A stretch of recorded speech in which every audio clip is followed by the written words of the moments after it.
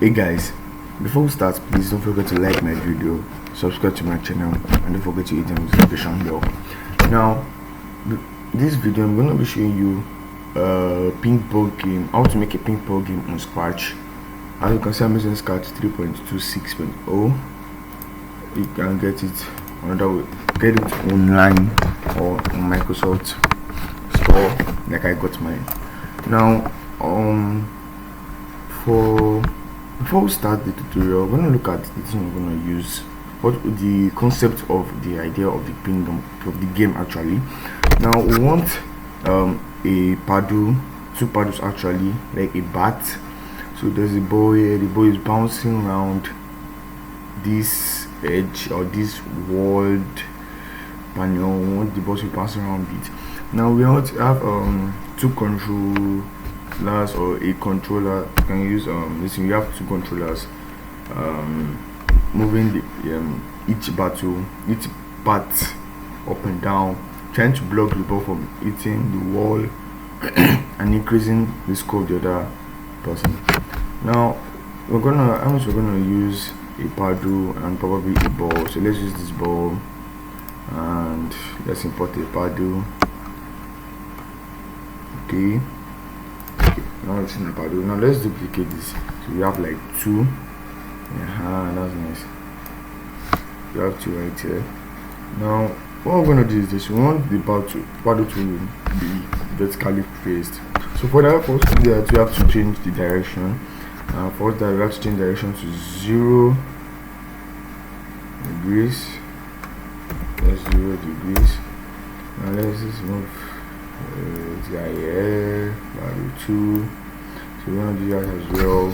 Change it to 0 degrees. So do 0 degrees. Now we're gonna like change our x to 2 to 9 because it's like positive x. This as well, let's change it to minus 2 to 9.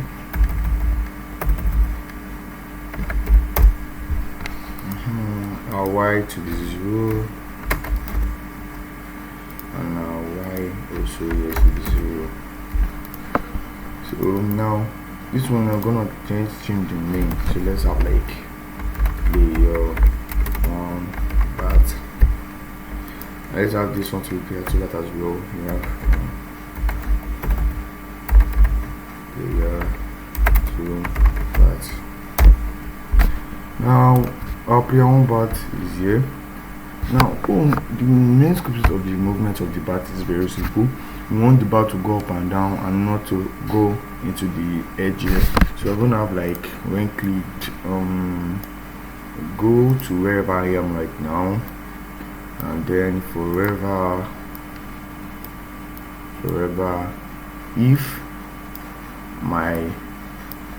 if let's use the function up arrow and down arrow.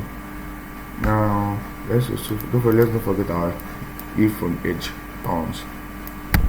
Now because of the up and down arrow is very simple. How do you get your sprite moving up? How do you get your sprite moving down? Is very simple. Now imagine this place as a plotted graph. It actually is, but it's hidden. Now using a grammar graph, this is negative x, this is negative x, negative y, positive x, and positive y. Now going up means that we're going through the positive y. That means we're going through the positive. That means that going up we require anything positive. And now when we're using positive y, so we're going to change y by 10. Now that is if I press the up arrow, that means it's going up. Now if what if I press the down arrow? What's going to happen? Now because of this is our negative y, we have to make that show is negative y. So we have our change y by 10, but we're going to now change it to a negative 10. This is our negative axis. So if we should test that theory, we should go up like this. When pressing down arrow, should go down and should not enter the edge right here. Shouldn't enter the edge on top.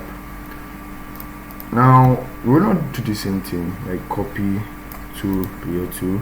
If we're going to player 2, we're going to do some changes. Now we're going to change the x position. to 2 to 9. We're gonna like change this key because both keys can work for the same paddle. It's totally awkward. So let's have two let's use W and S since they're like oppositely together, like they're vertically together. So let's have W and S. So when we should click on that, pressing W, that should go up, pressing up arrow, that should go up, pressing down arrow, and pressing S. That's nice. Now we're going to make the ball move. Now as I said earlier, we're going to make the ball move up and down. It's bouncing. Now for us to make the ball bounce, you have to make it, let's make a concept right here. Now let's tweak the backdrop a little. Now let's give it like a line. Let's say please, for a proper effective line, it's best to, when you're drawing the line, you have something like the shift, you're pressing the shift button, while doing that. So as I'm doing that, I'm pressing the shift button and voila, you can see this is a straight line. Oosh, that's bad. Oosh, that's not good. So let's try that again. So we have our straight line and wow, okay, I guess that's better. So now let's increase that. This line needs to be so short, so let's like increase the line. Okay, I guess that's alright, or too much. So let's have that right here, right behind our part, and let's reduce it. Let's reduce that. Let's take it down a little bit. Now we're gonna do the same thing, but now we're gonna change the color. So let's say we use like a green. You can put any total random color is your choice according to your liking. So I guess this is straight line right here. So now we're gonna move this one right here to the edge as well. Oh no, let's not make it green because of the color of the paddle is green. So let's not make something like that so that when the ball hits the green and then there's a problem. So let's change the color to like blue. Yeah, so okay, that's a nice color, nice shade of blue. So we have something like that and that right. Now the reason why we've decided to alter our backdrop is because now we have a common goal. Now if the ball peradventure touches this blue line, you have a partner right that says player to score. So we have like when he touches this blue line, this guy gets to score. If he touches this red line, the guy gets to score. So it's like a very competitive. So your aim is to like prevent this. It prevent the ball from touching your line. It's like you're the player and you're the goalkeeper as well, something like that. Now let's create those variables. So let's remove the first one. Let's have player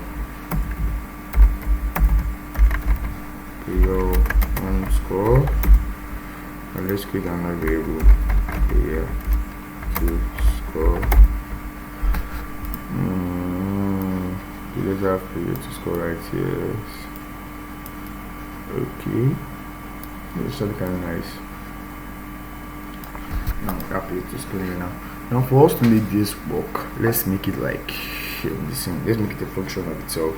So our code is like when click go to, let's have it like 0. Let's not make it just centered. So let's have it like, let's say 4, and we have like turn 45 degrees and forever. Let me move 10 steps. Let me move 10 steps forever without going up the wall. So let's have like even edge bounce. So let's test that and you see that wow, luckily our ball is moving around. Now we see something that the ball is passing through the bat and is directly going to the walls, and no score is changing. So let's make that the function of itself. Let's have it like this. So let's change that. Let's have like when clicked. Let's set our player 1, then player 2 scores to 0. Player 2 scores to 0 like that. Now we cannot have this work at the same time. We won't be like disturbing it. So let's move this when clicked let's have like when I receive message one. So we have the function of itself. We have these, so something like this. Oh shit! No, we have something like this now. Now you have if peradventure it touches pad 1, so you have like touching pad 2 player 1 bat. So if you touch a player 1 bat, you want it to like go like opposite way, so you have like turn like this 180. Let's test that. Is that gonna work? So let's try. Okay, that actually like seems like it worked. That's nice. We're gonna do the same thing for player 2 bat. So if touching player 2 bat, let's turn this as well 180 degree. Oh, that's not good. Let's have that change. Let's reduce the size of the ball, because the size of the ball actually matters. If the ball is too big, then you have the flickering like that. If the ball is too small, then the flickering is even more. So let's have it like 85%. So we reduce that. Now you have if touching player 1 bad this. Now let's not make it. Let's not have a function of if touching the color. Let's see what happens if the color is being touched by our ball. So let's have like let's duplicate that. Now if touching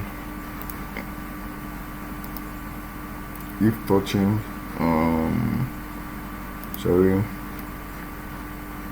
and let's have touching color. You have like blue, so it's like touching this fine blue right here. Yeah, and duplicate you, come here, you, and let's have our red on. So it's touching the red and blue. Change if touching blue. This is our blue. So we're gonna have change player 2 score by 1. Change player 2 score by 1, and the opposite should be right here. So let's look at that. And Jesus, wow, that's very fast. Now let's minimize extra number of, because it's practically touching the red line, but it's not increasing the score, so probably we can get the right color well. So let's try that again. If that thing up, it means that you didn't get the color right well, which is actually very tricky to get. So let's try that again. Oh, that's not okay. You have an idea. Let's go to about drop. Let's move this guy to be forward, so we can have it very nice. Okay, so let's go back to our code. So we can pick it where we put it back actually. So let us so let's see. Oh shit, ain't working.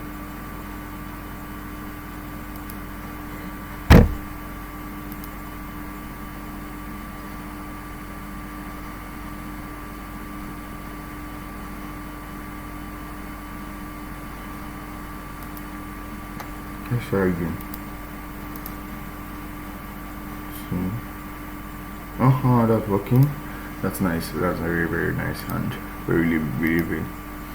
So let's go to our back just and return this guide bike to where it's meant to be. Now to reduce, let's have just a really little show off by hand. I guess that works. Too far. So let's have it like this.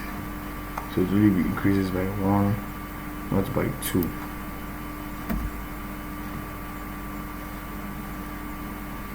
2, 12, 4,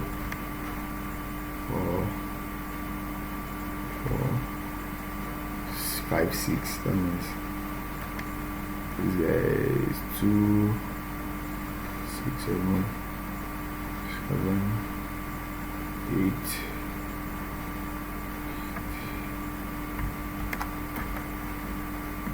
That's nice.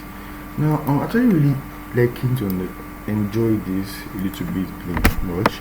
Now let's make our ball a little bit colorful. So let's have like let's make it change color since we have a lot of colors. So like next costume.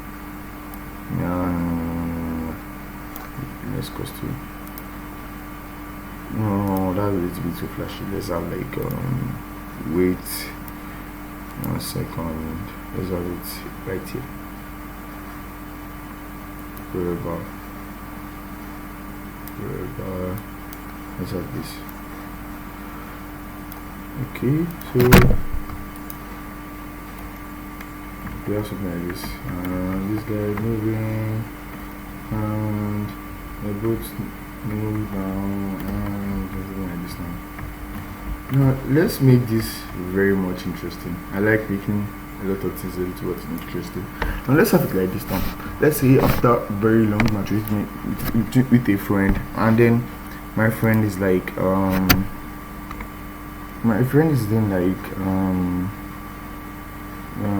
what I'm gonna do is this. So looking at time, I realize that I spend a lot of time right here. So please like my video if you're not subscribed, and don't forget to hit the notification bell, and we'll continue right here from right this place. Now my next video, please watch out for it. Thanks.